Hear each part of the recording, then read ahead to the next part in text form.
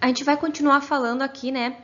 Então, na aula de hoje, sobre o nosso tecido adiposo, o que acontece, né, quando a gente faz a ingestão de carboidratos e gorduras. O que vai acontecer, então, no nosso estado pós-absortivo, no nosso tecido adiposo, né?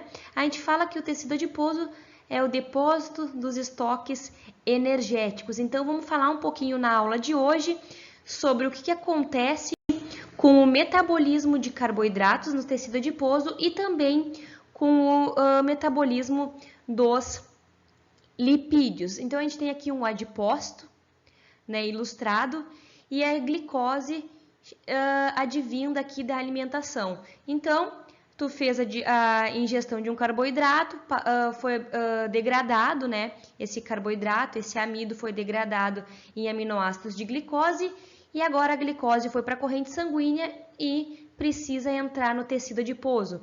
Lembrando aqui, né, que o nosso tecido adiposo ele é dependente da insulina para que a glicose entre na célula. Então, aqui a gente fez a alimentação, a insulina foi sinalizada e fez com que, então, a GLUT4 se transloque até a membrana e fazendo com que, então, a glicose entre na célula, no adipócito.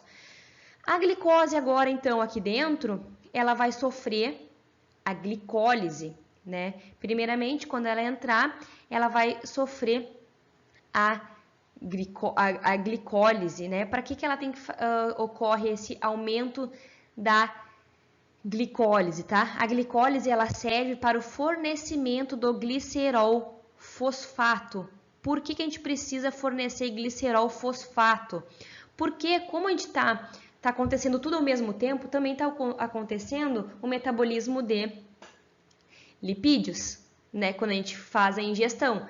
Então, a gente vai ter ácidos graxos disponíveis, advindos da alimentação. Só que o nosso tecido adiposo ele não possui a enzima glicerol-quinase. Então, a gente precisa do glicerol fosfato advindo do metabolismo de carboidratos. Então, aqui tem a glicose, ela tá ocorrendo a glicólise, né? E aqui a dihidroxiacetona fosfato é um intermediário, então, aqui da via glicolítica, onde vai ocorrer, então, a síntese, né, do glicerol fosfato através do glicerol desidrogenase, tá? Desta enzima aqui. Além disso, da glicólise fornecer o glicerol fosfato, parte da glicose, né, que vai sofrer glicólise, ela pode seguir o caminho até o piruvato e ser convertido em acetil-CoA e o acetil-CoA entrar então aqui no ciclo de Krebs para o tecido adiposo, né, utilizar também como energia para ele mesmo. Além disso, a glicose pode ser convertida em glicose 6-fosfato e vai participar da via das pentoses fosfato. Então, vai ter também aqui o aumento da via das pentoses fosfato. Por que, né, que vai ter esse aumento da atividade dessa via? Porque a gente sabe que a via das pentoses fosfato, um dos objetivos da via é o fornecimento de NADPH. Né? Deixa eu escrever, não é NADH, é NADPH.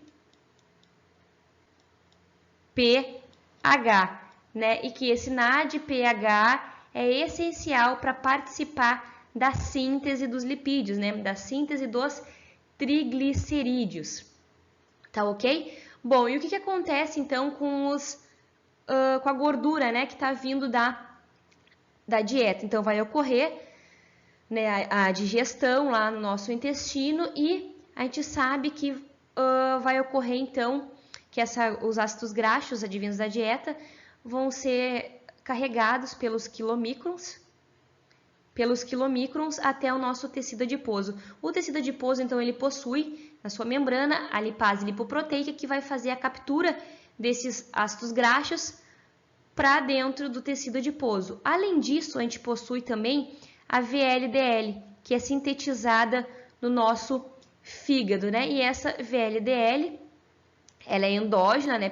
Que é advindo do fígado também, vai fornecer os ácidos graxos para a síntese de triglicerol. Então, os ácidos graxos estão vindo da onde?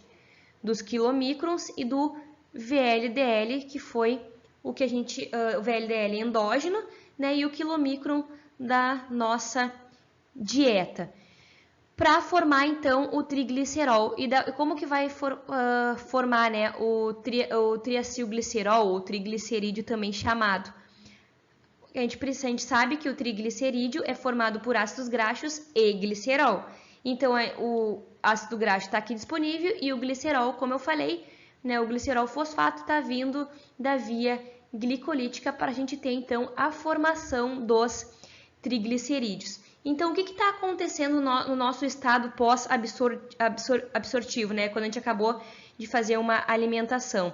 O metabolismo de carboidratos corrobora para a síntese de triglicerídeos, bem como a própria gordura corrobora para a síntese de triglicerídeos, tá? Vai ocorrer a glicólise, né, que é a quebra da glicose, mas essa glicólise ocorre para a formação de glicerol fosfato ou de piruvato para acetil-CoA para fazer a síntese dos triglicerídeos. Por isso, né, então, que a gente diz que o nosso tecido adiposo é um estoque de energia.